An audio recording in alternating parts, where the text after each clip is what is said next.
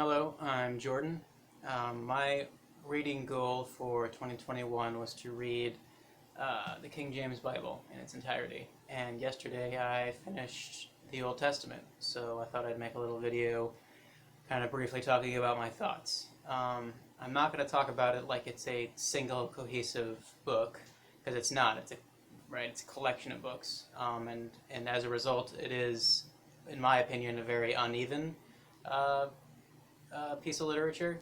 Um, I am very vehemently opposed to the idea of abridgment generally, but I would say that the Old Testament could certainly use some abridgment. It could survive that, and I think would actually improve under a little bit of abridgment. And that's not to say you can pick and choose the good books from the Old Testament, because every single book has at least a couple of fragments that are gorgeous. Um, but there are long, long stretches in certain books that I personally found no value in whatsoever. I think the most egregious example of that would probably be First Chronicles, which is largely just a list of names.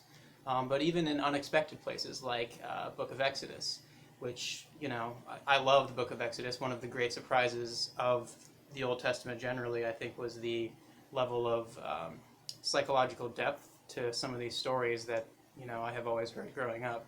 Like Moses, for example, is a much more interesting character than I would have guessed, not having read Exodus. Very uncertain and reluctant leader. But anyways, the actual story of Exodus, the journey out of Egypt and then the wandering through the desert, that's only about the first half of the book. The second half of Exodus is a minute, extremely detailed list of dimensions and measurements for the Ark of the Covenant, which goes on for pages and pages and pages. And then, in a moment of almost unbelievable absurdity, once it finishes, it just goes back to the beginning and starts again. It gives you the exact same measurements again. So that's, I think, a good half of the book of Exodus. And to me, it didn't provide any literary value. And, I'm not super familiar with these texts as historical objects, but I think it's fair to say that, these books operated as manuals as much as sacred texts. And a lot of the Old Testament reads like a manual, unfortunately. But I mean, I loved it. I'm really glad I read this. So after the books of Moses, you have like the historical books, which includes Chronicles, but also Kings and Samuel and Judges.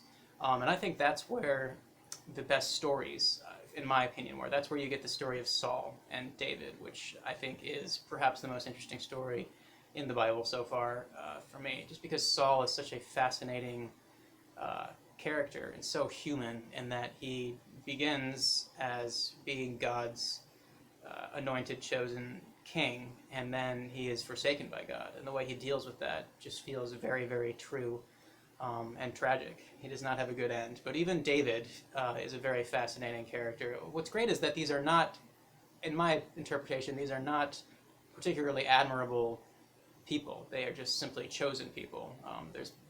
They are often immoral. They make mistakes. And God himself makes mistakes. It explicitly says that he repents, which means he makes mistakes.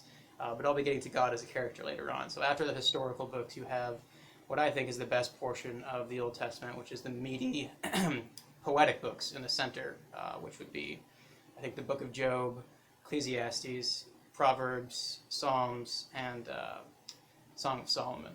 And the Book of Job is certainly my favorite book of the Bible so far. It is a gorgeous piece of poetic prose.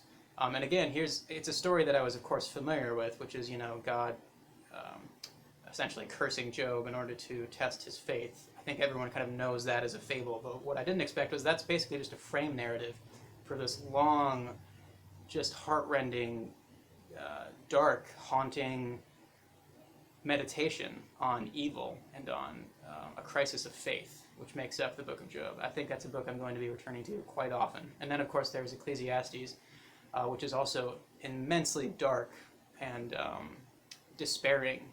I grew up in a kind of very casually Protestant household. but that attitude, the attitude in Ecclesiastes, is not one of hope. I don't think it's about vanity, and sorry, I got Ernie up here exploring my books.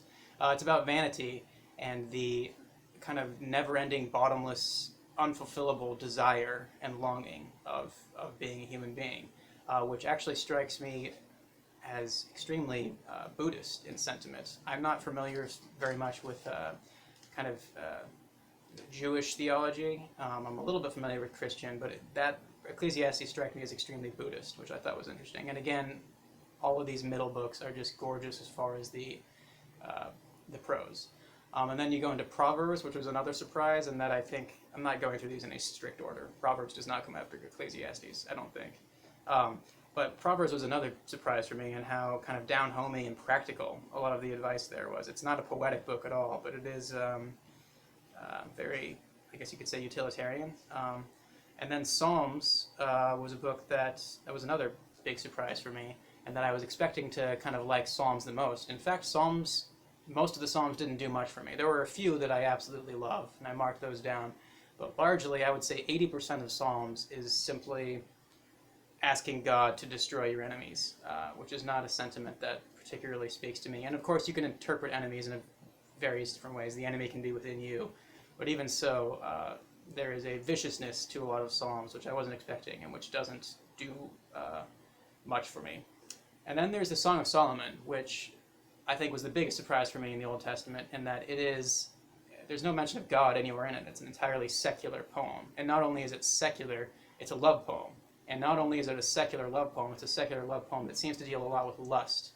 I have read interpretations that argue that it's actually a metaphor for God's relationship to the chosen people, or I think Christians interpret it as a metaphor of Jesus' relationship to humankind. I'm not really buying that. Personally, for me, it was just strictly a love song, and quite a beautiful one. So after that, you have the prophets. And again, the prophets were a mixed bag for me. The three big ones, Isaiah, Jeremiah, and Ezekiel, were wonderful, of course. Sorry. Were wonderful, of course, but I think all three of them, again, they overstay their welcome for me. You can only hear the exact same sentiment repeated so many times in different wording before it starts to lose you a little bit. But I mean, each prophet, at least each of those three big ones, have a very distinct personality and writing style. Isaiah, I think, is probably the weirdest and most uneven and strange. It borders on the surreal sometimes. And then Jeremiah, I think, is the most cohesive and kind of beautiful language-wise. And then Ezekiel is insane. Like, Ezekiel's vision of God in the first few chapters of his book. Oh, there he goes. He's all right, I promise. Ezekiel's vision of God in the first few chapters of his book is terrifying. It has like a cosmic horror feel to it for me. It's to the point where it kind of hung over me a little bit for several days. Perhaps I'm too sensitive to that kind of thing, but yeah, the vision of God in the first few chapters of Ezekiel is quite disturbing. And Ezekiel as a book is a very odd one. And then there's the shorter prophets that kind of close out the Old Testament. I think my favorite of those would be Micah.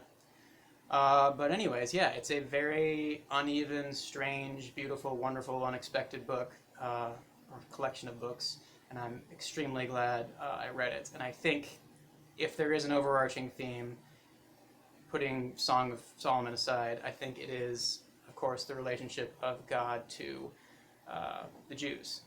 And now I don't want to step on any toes, I don't want to offend anyone at all. I have deep respect for religious thought and religious people, but I was reading this as a piece of ancient literature, and as such, I think it's very difficult to avoid the idea or the impression that the relationship between God and his people is an abusive relationship. It's two-sided, like most abusive relationships are. They are codependent. They are chained together. They are bound together. God needs his chosen people. I think it even says as much. He needs his chosen people in order to continue on his name. But he is a volatile, vicious, mean-hearted, domineering husband or father to his chosen people. And of course, the prophets are in love with the idea of describing God as the husband and the people of Israel as the wife. And that's not to say that God is just torturing the people of Israel. Like I said, there's a preoccupation with mercy and forgiveness and love on the part of God as well, and on the part of the Israelites towards God. But again, it's just that very uneven, poisonous relationship between the two, and the idea that they're bound together. It's not that the Israelites are bound to God, they are, but it's also that God is bound to the Israelites, however willing he is to admit that. Again, this is reading God as a literary character in this text. And he is perhaps the most consistent literary character in this text. The God of the Old Testament, however uneven these books are within their own books and compared to each other, he does remain fairly consistent, I would say, as a character. And it's not a particularly... Sorry, they're into something. It's not a particularly pleasing portrait. What I thought of most, honestly, reading the character of God and his relationship to his people, was what I consider to be the greatest piece of literature ever written, and that's King Lear. Lear, as a character, is kind of what would happen, I think, if the God of the Old Testament realized that he was impotent and that he had been forsaken by his people. So in that sense, God is extremely human, as Lear is. And I don't think Lear is a monster. I think a lot of people interpret Lear as a monster. And I don't think that God of the Old Testament is a monster. He's terrifying and he's unpredictable, but he has a human,